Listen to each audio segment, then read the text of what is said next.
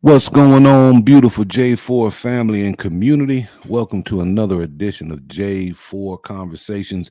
Thank you guys so much for joining in. Appreciate y'all putting a little time in on your Saturday. Hope everything is going well and that you had a great week.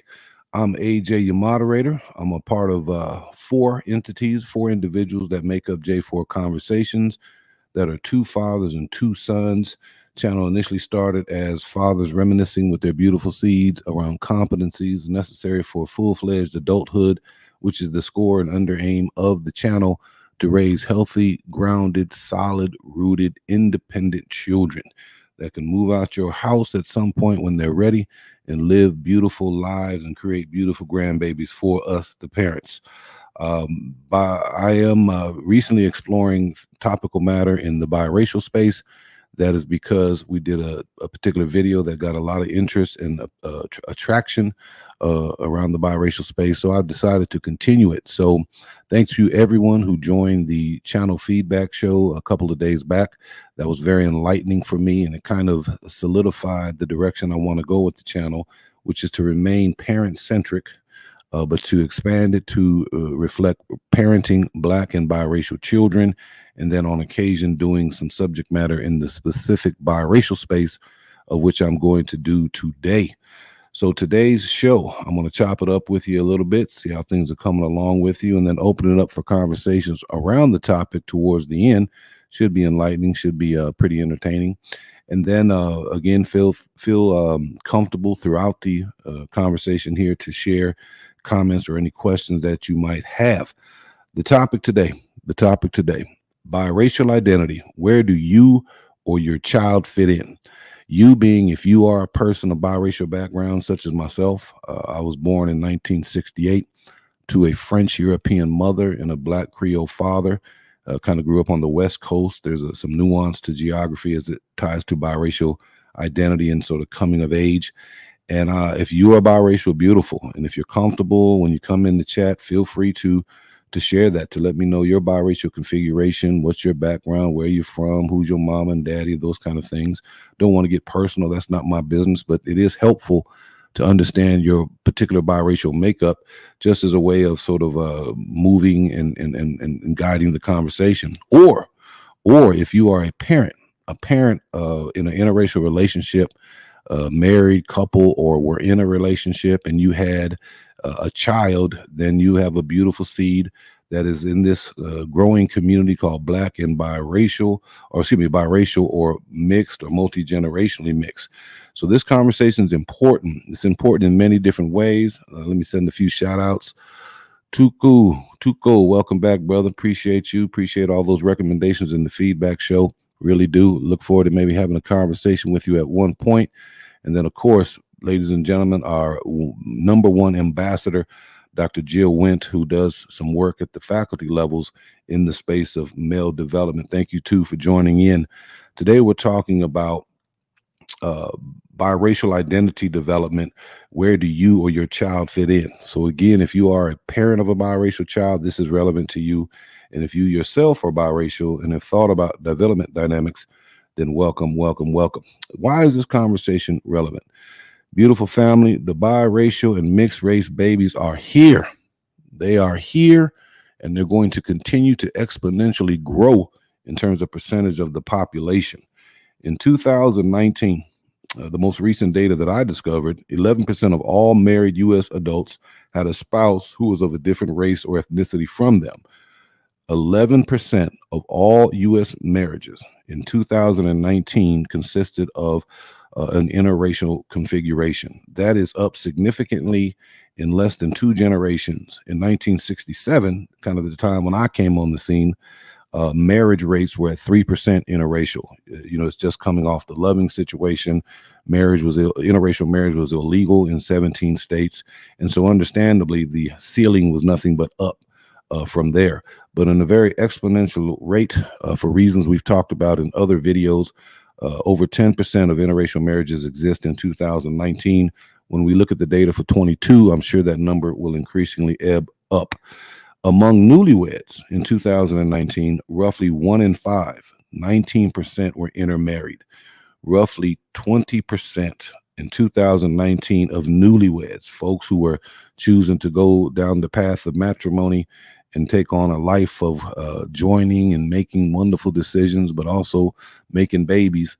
Roughly 19% or 20% were newlyweds were intermarried. Okay. And when folks get married, as most folks do, they have babies. They have biracial or multiracial babies. In 1970, the earliest data set I saw, which was consistent with my era, about 1% of the population was multi or biracial as an aggregate, as a total. In 2010, it was 3% or 9 million people were identified as biracial. And then you fast forward to the most recent data set, which is 2020, 10% or 33.8 million people identified as two or more races. So this conversation is relevant because these babies, mixed race babies, biracial babies are here. All right, beautiful J4 family checking in. Hopefully y'all are doing well.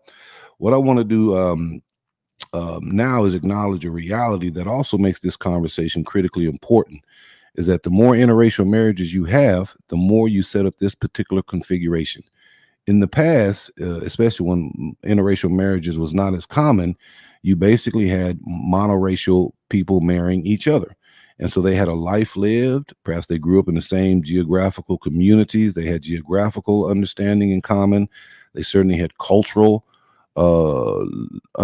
cultural tendencies and nuances and rhythm and flow of culture. They understood that. And so to then impart or transmit that to their beautiful babies was not a problem. It was secondary because they had grown up in it.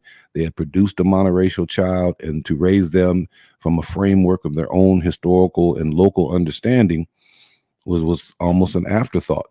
But the more and more biracial babies are born, they're being born to parents who are not biracial.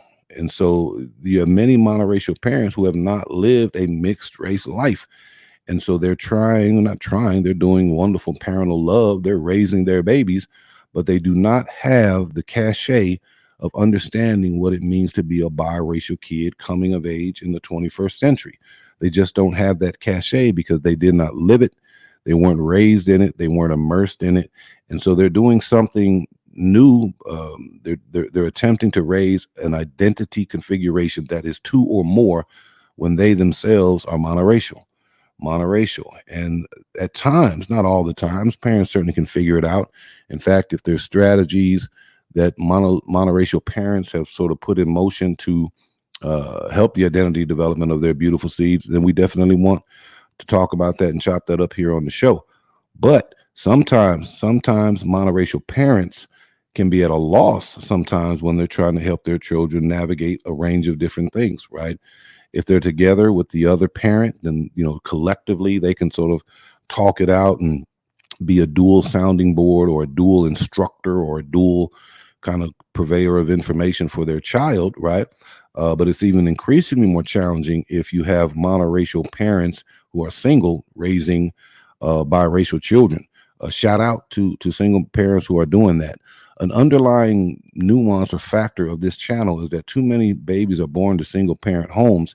And so we advocate that parents make babies out of preparation and not passion. And those are strong conversations that we need to have, particularly with our boys, with our sons, but increasingly with interracial marriages on the fold. Should you be in a single parent home, not only don't you have the counter voice for raising, but then you're also doing it almost entirely on your own. Although I hope you have a community that you lean on. So shout out to single moms, shout out to single dads. Sometimes parents can be at a loss when helping their children navigate peer circumstances, right? Navigating peer groups.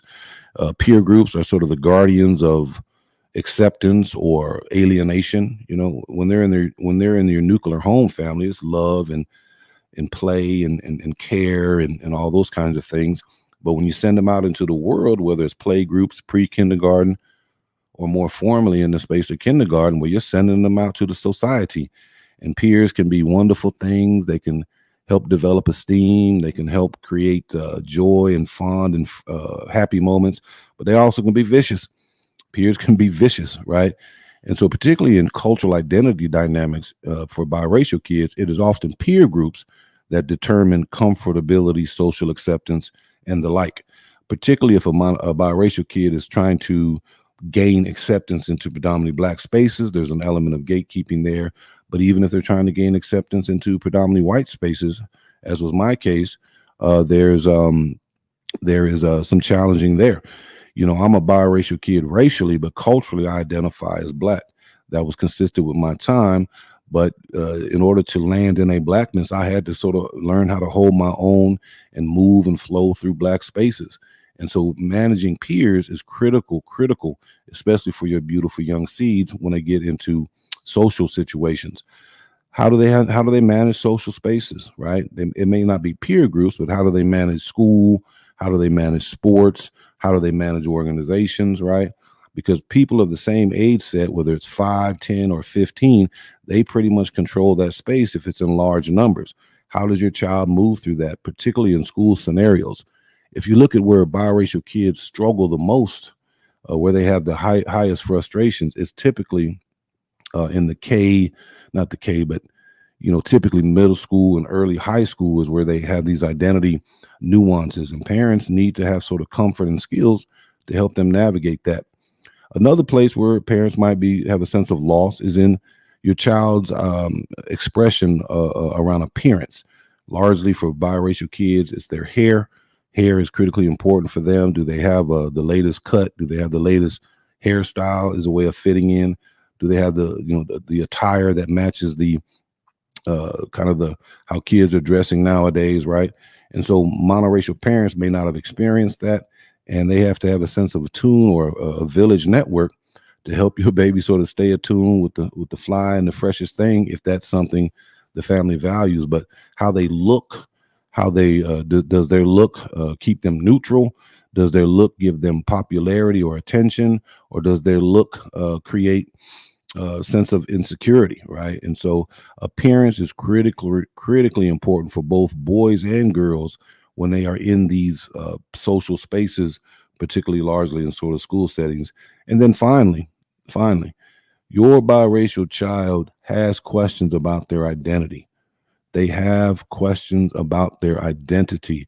And a lot of time it is racially nuanced. And they will ask and explore questions that perhaps as a monoracial parent, you yourself never thought of.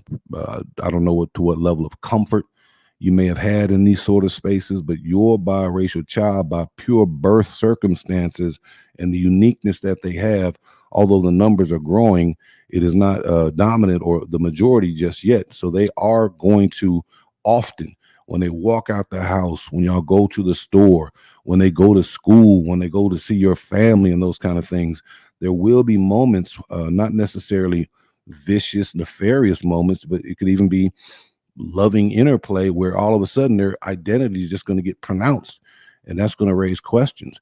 If your son or daughter is not a talkative person, they might just eat that and formulate that in their mind and just kind of work with it, right? But if they're a talkative person, they might come to you and express it in their own style and vocabulary. But as parents, how do you leverage the greatest teaching environment of the home, which is the dinner table? How do you leverage the classroom of the home, the dinner table, to have prompted questions with your seeds around identity? All right, let's pause there. Let's see what Dr. Went's talking about. On the show a while ago, we discussed our biracial children embarrassed of their white mothers. I remember that. This led me to having a really deep, meaningful conversation with my 19-year-old son. At the time, he admitted, yes, we had deep conversations and we both have a deeper understanding. It was beautiful to be so deep and honest. Yeah, Dr. Wynn, I bet that was a difficult conversation to initiate. But nonetheless, in doing that, your son disclosed, you all have that kind of trusting relationship where he feels he can be honest with you. But then as you processed it out, it led to a closer bondedness, as from what I'm reading here. But yeah, that's a very true statement. A part of this identity pronunciation that biracial kids experience without invitation, because it's so random. Sometimes, especially if they're trying to just stay in the cut and they don't want their biracial identity pronounced or to even have to psychologically deal with it for any particular reason at that moment, when it gets pronounced, and sometimes the pronunciation of that or the The introduction of that is because they're with their parents, black and or white, and sometimes it's the white parent for biracial kids who are trying to navigate identity. Maybe they're at a space where they're trying to just get membership in the blackness, and then all of a sudden, the white parent pronounces their identity, and they can feel some type of way about that. It doesn't mean they don't have love for mama or daddy. It's just at that moment they didn't want to deal with the identity politics, and their body just naturally kind of responded to that, and sometimes embarrassment can kind of come out. But it's a great conversation to have. But it also lets you know, beautiful family, the nuance of being biracial, right? That when you're trying to just figure things out without a sort of depth of life experience because you're young, that these emotions that maybe other children don't have to deal with can be present. If you look at the distinction between, sort of monoracial kids and biracial kids, the majority of it is common. They have the same coming of age trials and tribulations that all kids have, but there is something added to the biracial experience, not by virtue of individuality, but by virtue of sort of categorical representation from birth. And sometimes that can be a struggle. I talked about at times when I was coming of age, the pathway to identity culturally was black. And to do that, we had to silence our white mothers in some instance, or we had to, we had to silence white voices. And today's generation is doing a wonderful thing. They're showing courage where we showed cowardice, although it's a different generational time. And they're saying we're not going to deny our love sources, both the mama and the daddy. And they're advocating in different ways. The U.S. Census will change as a result of biracial kids advocating. And even the subject matter of which we're going to talk about today, biracial identity development, was sort of the academics realizing that all cultural groups have a process of coming of age, a way of forming identity development. But prior to 1990, there was not specific literature or thinking on how biracial kids came into their identity, which is the essence of the show today. And so, yeah, it's younger voices growing up in a different time who are showing a courage that the previous generations, for whatever reasons, did not. And so thank you, Dr. Went, for sharing that. And I'm glad to see that your son and you are remaining close. If there's other questions, feel free to pop them in. Tuco, I don't know if you're still in here. I see a couple of folks in here. So today's about helping sort of monoracial parents and or biracial young people understand that your identity does go through a process. And so before we begin, let's pull up the COBI Continuum. I want to pull up the COBI Continuum. This is called the Continuum of Biracial Identity, COBI. I've discovered all this morning. All right, so I'm a morning 2-hour expert on this, but this is very logical. But it's a nice illustration to think about on your own, or to think about with your peer groups, or to think about with your children. Right, this would be a great conversation starter if you're among a group of biracial folks or mixed folks. It's kind of on a black and white continuum, but it could work for any kind of heritage mix. But if you notice, it's a continuum, and continuums are not uncommon in many different identity circles. But on the left, you see African American identifying sort of exclusively, and then on the right, you see European American identifying exclusively, and then somewhere in the middle is blended, right? So the closer you are in the middle, then the closer you have sort of a blended sense of identity. And then you can go left or you can go right. So for a moment here, I'd like you all to kind of maybe share with me, if you're willing, where your identity is. So you got one end African American singularly, other end European American identifying singularly. But where are you sort of in the mix? And it goes from exclusively African American identity, blended identity with an African American emphasis, blended biracial identity in the middle, blended identity with European American emphasis, and then exclusively European American identity emphasis. So it's suggesting that a person can be born biracial, but then culturally, what do they choose? I have not seen, in many instances, a biracial kid that identifies exclusively as European American. I imagine that's possible. It just hasn't come up in my observation. So let me know kind of where you're at, Doc. Where do you think your sons and daughters are? Tuku, if you're in there, where are you at? Anyone else listening in? Welcome. Thank you guys so much. We're talking about biracial identity development. What you're looking at is the continuum of biracial identity scale. And it suggests that as a way of talking to your beautiful children or thinking through this yourself, where do you fall on this continuum from biracial by birth, but culturally somewhere in this spectrum? I'll just talk about it myself. I would say, and this is funny, as light as I am, in case y'all can't see me, I'm not the most darkest brother in the world. Psychologically, I'm way on the left. I'm on the left. I have a singular African American worldview and orientation. And maybe that's because I work in collegiate spaces. I work within athletics. I have a very robust circle of diverse communities, but largely African American. And I sort of cycle and flow. The same place I came of age culturally was a university. I work at that same university. I have a lot of history, so I don't have especially starting at 18. My dad was a military guy, so we traveled every 3 years, so I always had to go in and out of new groups. You establish yourself in one group, but then you move, and then you got to navigate new social circles and peer groups. But after 18, I've pretty much been in the same city, immersed in the same university, and so the question of identity was answered long ago. And so I just psychologically see myself culturally as African American. But I imagine if I traveled, if I moved and went to different places often, that the question of membership might come up in different kind of ways, and maybe I would be more with a blended identity with an African American emphasis. But I'm certainly not in the middle. I don't know if that's a good thing or bad thing, but I'm more towards the left. Where y'all at, people? Where y'all at? All right, we got some shy guys out here. That's all right. That's all right. So the continuum sets the stage for Poston's Poston apostrophe S biracial identity development model.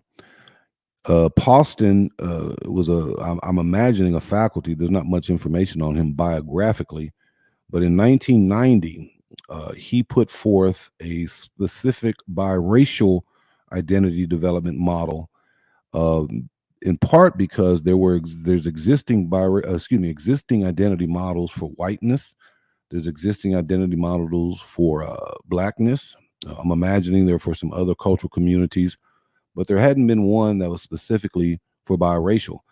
Because prior to then, one, maybe even in academia or in the broader society, who were coming of age thinking about biracial questions in the 90s, they themselves were probably born, if you look at a generation 25 years prior to that. So that would have been whatever the math is on that, 90, 70, they're born in 65 or so. And the mindset of a 60s guy, if they're biracial or an academician, whatever the case may be, I'm generalizing here, the mindset of them would have been that biracial kids follow the lineage typically of their cultural parent, right? Prior to 1960, which I call the pre-modern era, I use the decades of the 60s to denote the beginning of the modern era when it comes to biracial thinking and theory. But prior to 1960, most biracial kids were products of white fathers. After the modern era, most biracial kids were products of black fathers.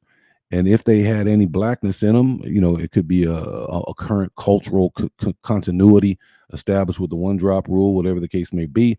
But nonetheless, kids in my generation, if you had a black parent, you tended to track black. And so the theories around biracial identity development were just synonymous at the time, likely, with black identity development. But it wasn't until Poston's comes along and introduces a biracial model. So I want to share the model with you. I want to take any questions and comments you have that you put in the chat. I'll then open up the show to see if there's any questions that you might have on the topic. And that should time permit, we can go broad and see what's on your heart, what's on your mind, what's on your spirit. All right. Fair enough, beautiful people. Okay. So Poston's introduces, let's go back, Dr. Where'd you go? Dr. Wimp. I don't want to speak for my son, yet I think he was in the middle at age 16. Huh? Yet after the racial turmoils in 2020, now he identifies as black. Yeah. Circumstances, situations, scenarios, and the fluidity of identity. Yeah, that's powerful. The continuum has been fluid for him. My daughter has always been black. Yeah.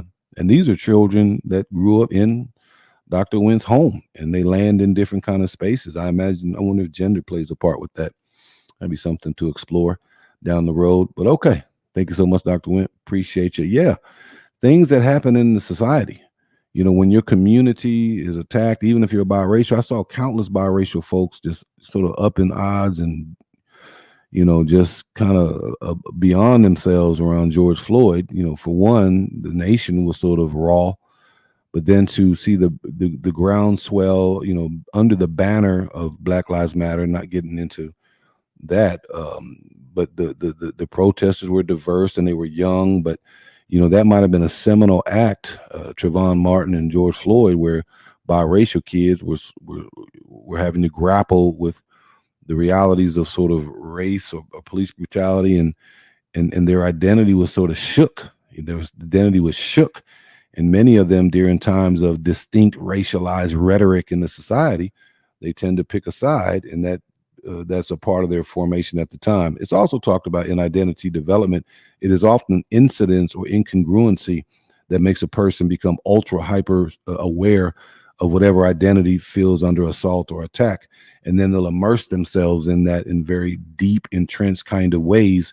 And then they'll either stay there and that'll be kind of their worldview and frame, or eventually they'll kind of cycle out. That's a part of the Black identity development model. We'll discuss that another day. Thank you so much, Dr. Wimp. All right. So let me just kind of put up here Poston's deal. All right. Poston's biracial identity development model. Poston talks about 5 phases, and these aren't linear. These are not linear. One person can go into one phase and then they can go into the next phase, and then they might backtrack because something happens in the society.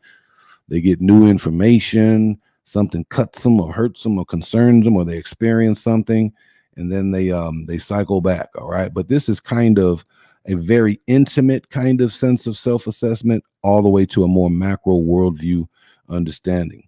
The 5 phases, I guess, for lack of a better term, are personal identity, and I'll share more, singular group identification and alignment, denial. I don't like that word. I don't think it aptly discusses what the person is dealing with. Discovery, and then appreciation. All right. So we'll talk about those in a minute, but let's check out Tuco. How do you approach the subject of racism with a white parent regarding identity in the workplace? Some white parents would often avoid the subjects at all odds. Okay. How do you approach the subject of racism with a white parent regarding identity in the workplace? So Tuco, who is the you in that? Right? Is that a work colleague? You mentioned the workplace. Some white parents would often avoid this subject at all odds. So I need a little bit of clarification on who is the you in this. How do you approach the subject? That might be me, but racism with a white parent regarding identity at the workplace. I could just take that raw to where, you know, racism at the workplace. But to the second part, some white parents would often avoid this subject at all odds. Yes. If this is in the context, Tuco, in a white parent raising a biracial child, it is possible because of their monoracial life lived that they may have attraction to their spouse of another cultural heritage, but it does not mean that they have a depth of familiarity, comfort, awareness in the space of racism. My mother, in some instances, certainly loved my dad, but he represented I imagine a certain kind of blackness in the early 60s in Europe, where you had jazz musicians and military men. You know, there might have been a certain kind of attraction to that not narrow, but that unique identity dynamic that when she came back to the United States and began to see the collective of America to include Black populace and community, I think she had her own struggles in terms of thinking through what Black race meant beyond her Black husband and biracial kid. And so, yeah, just because whiteness and blackness come together, marry, produce children, which is a high human act, doesn't mean that either one of the parents are versed in any particular way from a cultural perspective. Okay. I'm talking a so-called biracial child. How do you approach the subject of racism with a white parent regarding identity in the workplace? Okay. Well, and I'm perhaps just not, I'm missing it, but I would say sensitive conversations around race. If you want to be effective, you have to understand that the audience you're going to talk to is probably going to be hurt, feel hurt. They're going to become defensive, and they're going to begin to immediately go down a pathway of explaining and defense rhetoric. So, as much as possible, whenever you want to confront someone on difficult subject matter, that if you can put them into a private kind of space, if you can put them into a private kind of space and say, this is what I'm observing, this is my perspective, right?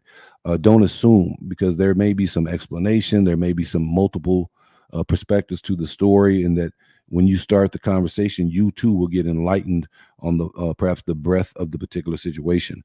So I would start by naming specifically what you observed and that you had some concern about.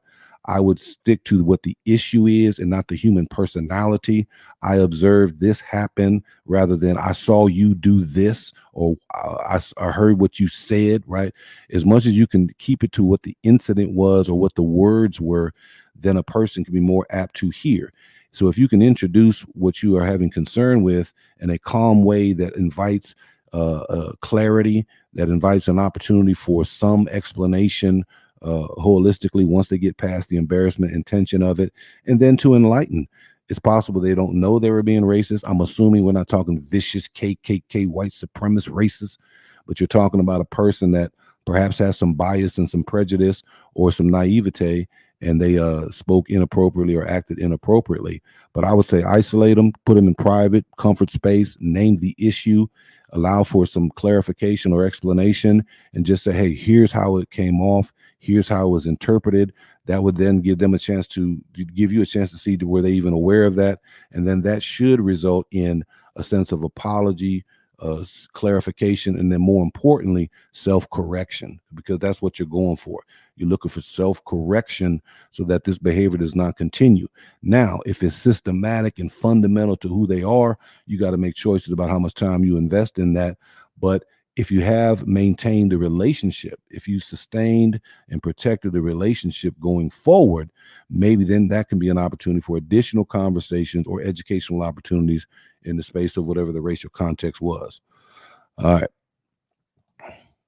Parents often try to shield their children from the ugly reality of living in color conscious society. Yeah. That's I wouldn't recommend that, beautiful family, in part because the virtue of their biracialness will be if you were to have to say their dominant identities, right? Gender, well, depending on the age, but high on that list is going to be identity. A baby becomes aware of racial differences at 3 years old.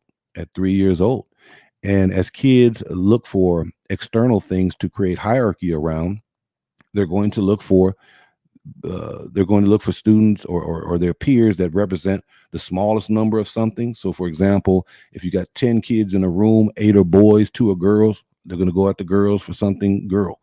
If there's 10 people in a room and 3 are international and 7 are domestic, then that's going to be the way that they go at them, right? That's just the way young people do when they're trying to create hierarchy, depending on their age set.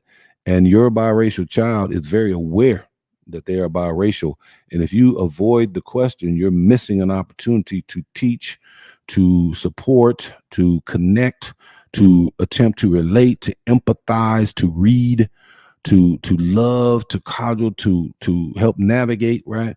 You cannot produce a biracial kid, which is a very intergenerational cultural act, and then not recognize the fact that they are biracial. You have to recognize it.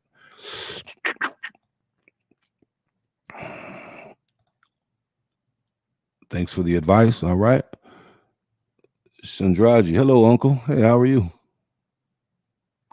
I'm wondering, is Uncle just like an elder kind of thing? Explain that for me. I truly appreciate it. All right. Thank you guys so much. Appreciate the energy in the chat. Where was I? Okay. So personal identity, singular group identity, denial, discovery, and appreciation. All right. So according to Poston, the first stage is personal identity, and he talks about this from birth to a very young age, where um, your primary identity is being shaped by your nuclear family. These are times where you're developing beginning sense of self-esteem. You're at the beginning of Maslow's hierarchy, which basically is food, safety, shelter first. Then it's a matter of belonging, joining into communities to create groups. Out of the group formation, you then develop a sense of belonging. The more confident you are at belonging, that leads to a greater sense of self-esteem. And the more solid your self-esteem is, the more courageous and the more risk you're willing to take to embrace grander questions of life. That's a very minute representation of Maslow. But he says that a child starts developing a sense of self first. Their personal identity factors are based on self-esteem and feelings of self-worth. Children learn and develop within their family. Race is just becoming salient to them, but it is not their main focus. Right. Interracial couples, when you're raising children, the question of culture and identity is not an infant question. It's probably not even a toddler question, but around 3, they're beginning to acknowledge or understand racial differences, and at a most infant level that they are different in some kind of case. And that's just at the beginning. And then of course, as they get older and older, that becomes more and more a premium in their thinking. Okay. The second one is that at some point, there's a push. At some point, there's a cultural membership question that's posed to the beautiful babies. And that typically is posed by the parents. The parents are the ones that typically pose that, because they are then doing the seminal act of manifesting their own bias upon their baby. Parents, you are subjecting your own bias among your baby. Now, that's not uh, nuclear science, because parents are always projecting their own bias on their babies. Where do you go? You can take parenting classes, you can talk to grandparents, you can take all the psychology classes that you want. But at some point, you got to decide what you feed your babies, what you give your babies by way of hydration, and what you expose them to, and what messages and values you put into their mind. That's what parents do, and it will reflect bias. So you have really 3 options, parents, when it comes to the question of culture. You can you can tell the beautiful biracial child that you are biracially birthed biracially. That's your racial heritage, but you are culturally what? Parents will tell them. They'll tell them directly. They'll tell them through inference. They'll tell them through nonverbal kind of cues. But biracial parents, and this is further nuanced. If a biracial kid lives with a white parent, biracial kid lives with a black parent, biracial kid lives with both parents, then you got other influencers, cousins, uncles, grandparents. But at some point, a dominant message of who you are culturally will come from the family structure. And you can tell that biracial kid that he's black. You can tell that biracial kid that he's white, or you can tell that biracial kid that he is or she is biracial. But how they ultimately move through this identity development model is based upon what you tell them, where you push them, how you mold them, how you move them. That's your role, right? That's what you will do. Okay. I was a biracial kid. My dad, I kind of lived in the middle, but then my parents got divorced when I was 16, and my dad went into a black renaissance, and I followed closely behind. But there were messages, about identity formation when I was younger. Okay. So the second stage, individuals have established a foundation in their personal identity. Depending on their personal experience and the context of their childhood, we just talked about that, individuals usually start leaning towards one racial heritage during the choice of group categorization stage. This is the second phase, group categorization. There are a few individuals who immediately grasp their identity of being biracial or multiracial, but for others, it takes time to explore their comfortability with their racial identities. Okay. Does this seem controversial in any way? Let me pause there, see if we got some folks in here still. Does this make sense? You got self-identity, personal identity, followed by some familial direction setting, and then moving towards a group identity, sort of a monolithic singular group identity. If you're in the chat, let me know, does this make sense to you? All right. The third phase, this also parallels with age, milestones, biological development, maturity, those kind of things. So the third phase is you're in your group identity. You're just kind of figuring it out, moving along. And then all of a sudden, some incongruency comes in. Something spectacular, something unpredicted, something unsolicited, something happens. Something happens in the space of identity affirmation, and the babies have to react. The third stage model consists of a time where individuals feel guilty. Okay. Maybe they experience self-hate. That's this words here. I wouldn't use those words because of their inability to identify with both of their racial heritages equally. They begin to realize something unfair. They begin to realize contradictions. They begin to realize that Blackness represented by nuclear family, there are incidents of contradiction and contrarian outside in the broader populace. They discover that whiteness and love of whiteness from whiteness and grandparents and maternal, paternal sources, that they look about and they see a different representation of whiteness, and it shakes them. It shakes them. It causes mental incongruence. It causes cognitive dissonance. And in the process, they begin to self-doubt. They begin to question oneself, and they begin to feel, in some instances, neither black nor white in this example. At one point, they were immersed into a monoracial kind of cultural boundaries and experience. But after this shake-up moment, they no longer feel in blackness. They no longer feel in whiteness. And then the duality of the two feels incomplete.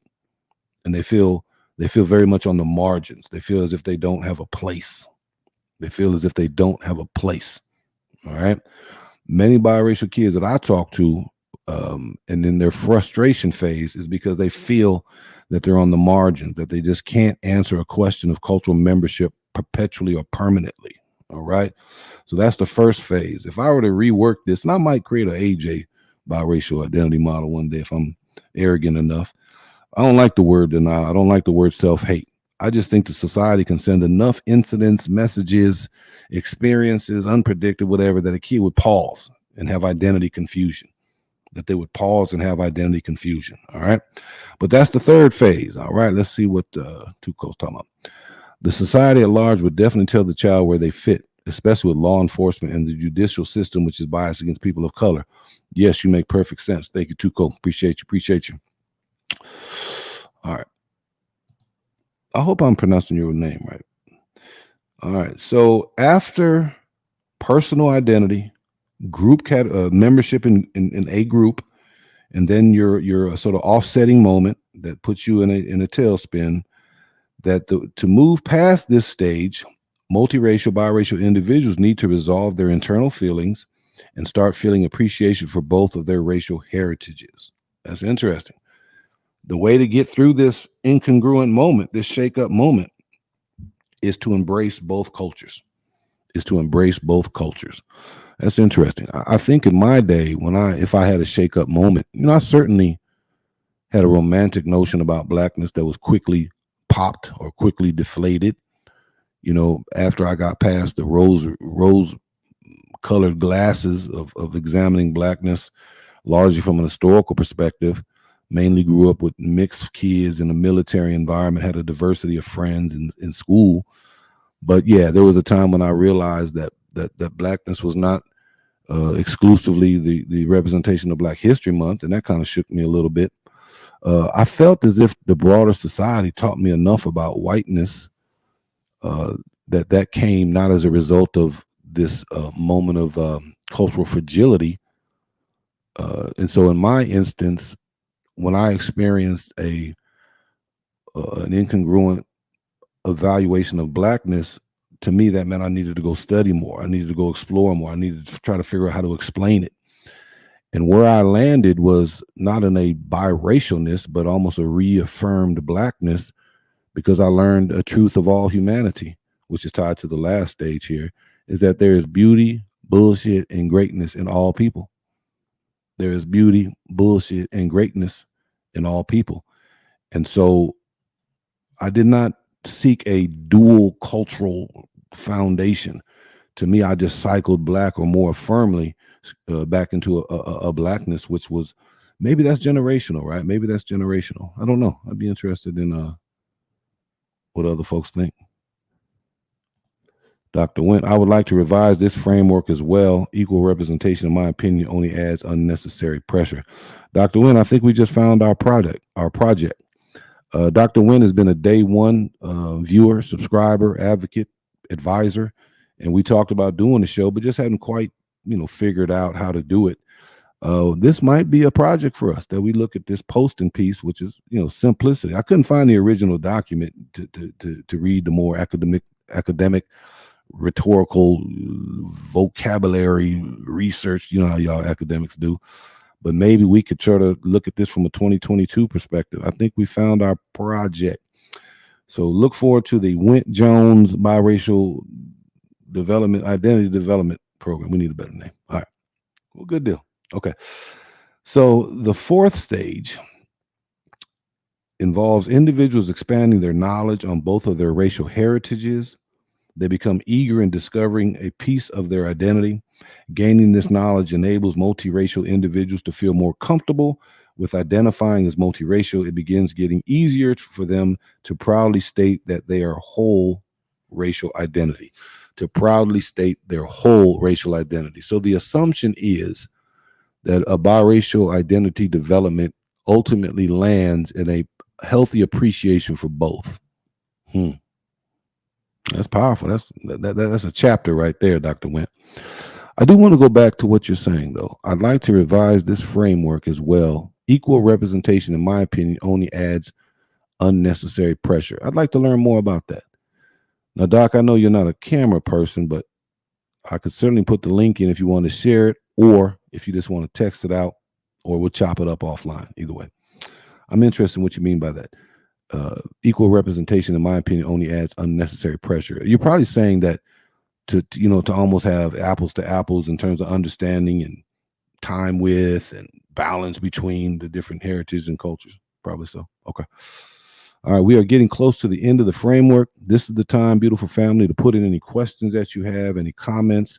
Again, if you're silently looking in, and maybe you've been a subscriber for a while, but you haven't commented, or maybe you're not a subscriber, but you've checked in on J4 a few times, I want to assure you, this is an okay space. I'm not looking to be salacious. I'm not looking to got you. I'm not looking to put you on the spot. I'm looking to learn from you.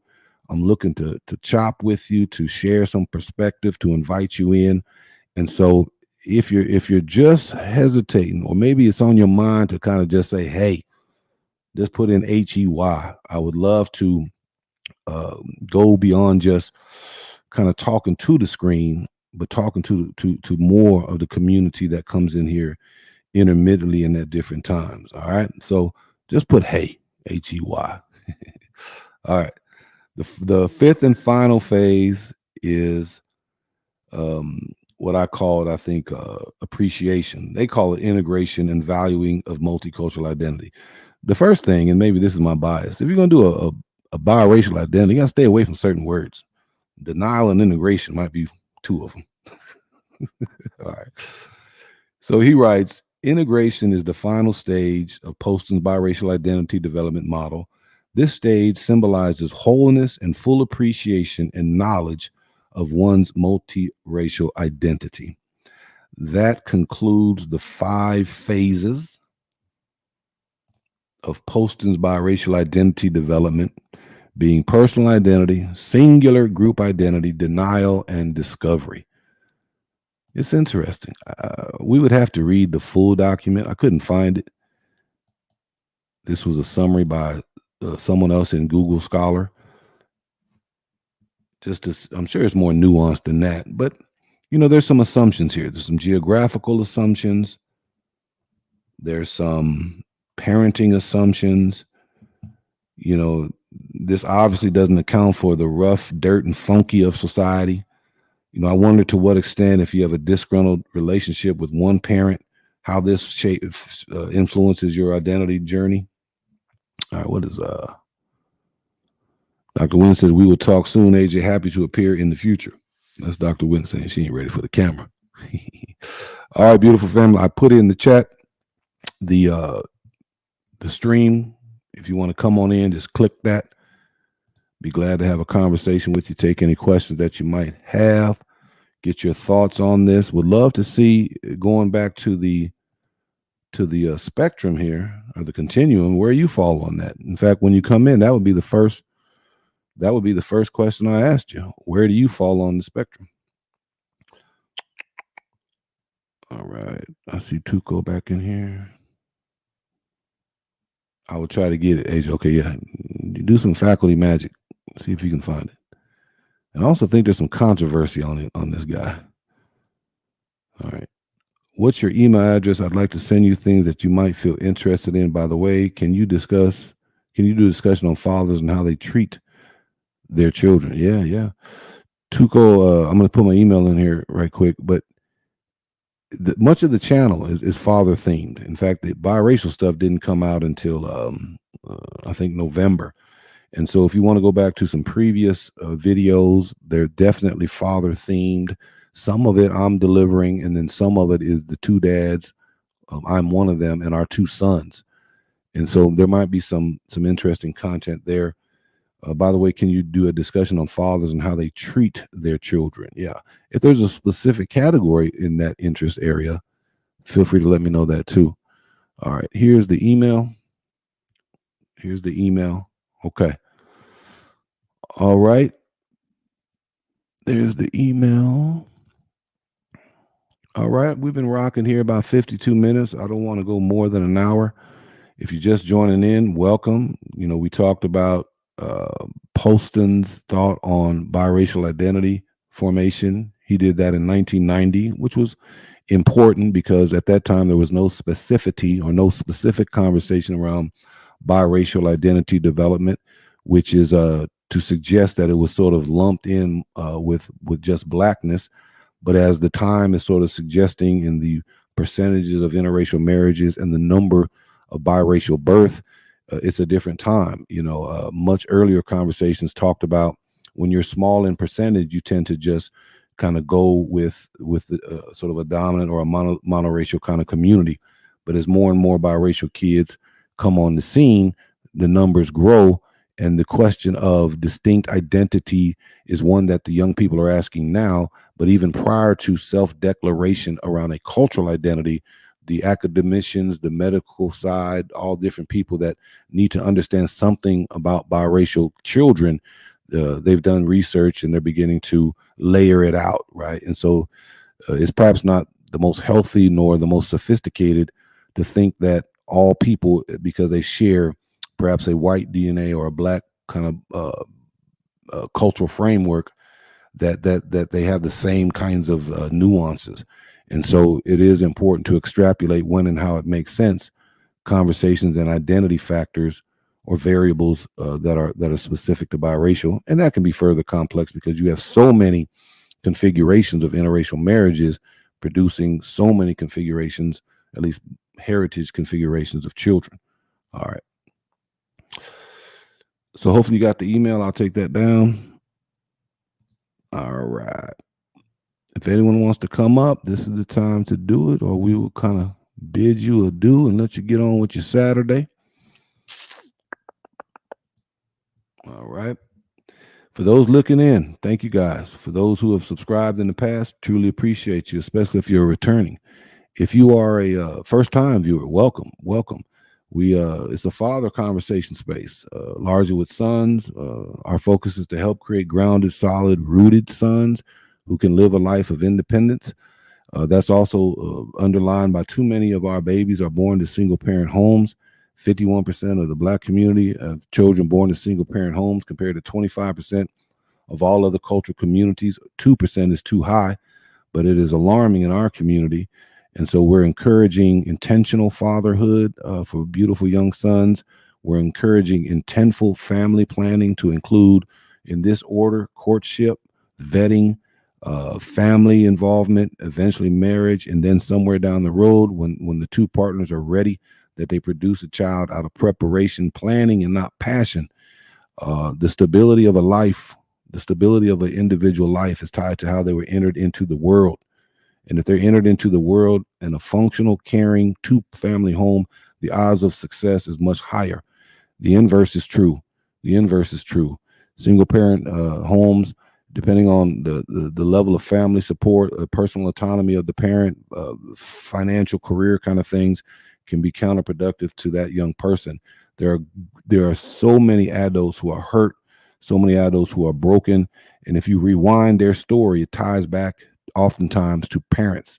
It ties back to parents. So the more conversations we can have in this space, the better we can teach ourselves good parenting strategies to raise healthy, grounded, solid, beautiful sons and daughters, then the better off we'll be. There is a new nuance on the scene, though. There is a nuance on the scene, and that's the record-breaking birth interracial marriages that are occurring here in the United States, which means new conversations, more research, more community, more discussion needs to be had with interracial parents who are raising children that do not share their duality, their monoracial status. And how do we then support beautiful biracial folks who will go through some form of identity incongruence? All right, I'm going to check out the comments here, and then we will call it a day. Dr. Wynn, another consideration is geography within the U.S. and how they biracially identified is looked at. Yeah, I did a show where I looked up. It was a nice chart. It was a chart of the United States, and then it talked about of states that had over 200 marriages, interracial marriages. Where were they dispersed throughout the United States of America? And it went from, less than 10%, 10 to 15%, 15 to 20, above 25%, whatever the case may be. And there are geographical clusters of where interracial marriages occur. And so one can assume that's where the biracial children will also be a larger cluster. One of the dynamics of raising interracial children is you want at them to be in spaces where they can see other biracial and mixed children in at least significant numbers as they just kind of move and go about. And so certain cities within various states have high percentages of two or more races in their children. Hawaii was the highest, and then Phoenix and Tucson were above 25%. And so, yeah, geography definitely. All right. Tuco, my pops was a rubbish dad. My father was a rubbish dad. Man, brother, sorry to hear that, man. Sorry to hear that. The only thing I can say to that is become the father you wish your father was, brother. Become the father you wish your father was. Your father gave you an example, and maybe he gave you an example of how not to be a father. That will be forever entrenched. But one day, if not already, you will become a father. And when you walk unknowing, without a playbook, just going on pure raw instinct, you're going to look back for examples.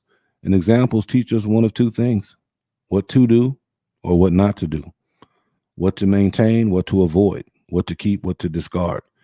So your father, despite how y'all interfaced or didn't, he gave you a lesson of what not to do. Be the father you wish your father was. And then look for other adult fatherly figures for counsel, that they can give you advice. And I don't mean philosophical, ethereal advice. There's room for that. But I'm talking about, no, how you change the dang diaper. When should you start investing, setting aside money for your child? What kind of car insurance should you have? What's the best car seat, right? You want some very practical advice from people who have went through it. How do you stop the baby from crying, right? You're going to tell you to put them in the car seat and take a drive, or get one of them little bitty pills. You put it in their mouth and they chew on it. It helps their teething. What's the best talcum powder to put on the baby's butt when you're changing diapers, right? How to be a father, the importance of ground play, the importance of tickling and laughing and letting the baby crawl all over you, right? That's touch and that's affirmation, right? You want very practical advice. He never cared about his children emotionally and didn't interact with us. That's why I asked about doing something about fathers. Yeah, Tuko. Let's maybe do a collaboration. We could think of some collective questions, and I could moderate it and facilitate it, and you could chime in. And there's countless other young people that are in your same situation, man, in your same situation. And unfortunately, when you're raising babies or birthing babies without preparation, and you put them into single parent situations, they're going to feel some way about that. And it is one of the most stinging realities for a child, is to grow up and to look about and see two parent homes, or to look about and see single parent homes, and to then miss out on the opportunity to feel the embrace, the words, the discipline, the love, the care of two parents. And then all that reality or burden falls squarely and heavily on the shoulder of a single parent, right? All we can do is break cycles, become the fathers we wish our fathers were. He's dead now. This black man made children but didn't care about them. Yeah. I'm assuming you're biracial, brother. I don't know where you are on that spectrum. But the black man made children but didn't care about them. I would say let's fast forward maybe 20 years from now, and some new form of technology where the democratic process of showing up in boxes and contributing and sharing from people who don't know each other personally, but have interest in a common platform. And then someone will type in, and the moderator or the facilitator or the person will click on it. And then they'll say, my dad, Tuko, was a great father.